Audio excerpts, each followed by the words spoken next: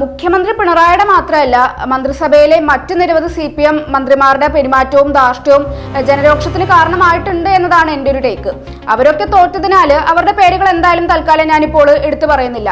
എന്തിനേറെ വീണ ജോർജ് വരെ ഇടതുപക്ഷത്തിന് വലിയ ദോഷം ചെയ്തിട്ടുണ്ട്. മറ്റൊരു കാര്യം, ഒന്നാം പിണറായി സർക്കാരിൽ മന്ത്രിയായിരിക്കെ സ്ത്രീ വിഷയത്തിൽ പെട്ട് മാറ്റി നിർത്തപ്പെട്ടിരുന്ന AK ശശീന്ദ്രനെ വീണ്ടും രണ്ടാം പിണറായി സർക്കാരിൽ മന്ത്രിയാക്കിയതും തെറ്റായൊരു നടപടി തന്നെയായിരുന്നു. ഇടതുപക്ഷ സർക്കാരിൽ നിന്ന് ജനങ്ങളും പാർട്ടി പ്രവർത്തകരും ഒരിക്കലും ആഗ്രഹിക്കാത്ത നടപടികളാണ് ഇതെല്ലാം.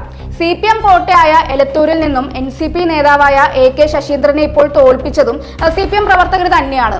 ഒരു UDF തരംഗത്തിലും ജയിക്കാൻ പറ്റുന്ന മണ്ഡലമല്ല എലത്തൂര്. 38,000-ലധികം വോട്ടിന്റെ ഭൂരിപക്ഷത്തിനാണ് കഴിഞ്ഞ തവണ AK ശശീന്ദ്രൻ ഇവിടെ നിന്നും വിജയിച്ചിരുന്നത്. CPM സ്ഥാനാർത്ഥിയാണ് മത്സരിച്ചതെങ്കിൽ ഈ ഒരു ഭൂരിപക്ഷം 1,00,000 കവിയുമായിരുന്നു. അതുകൊണ്ടാണ് തോൽപ്പിച്ചതാണ് എന്ന കാര്യം ഞാനിപ്പോൾ ഉറപ്പിച്ചു പറയുന്നത്.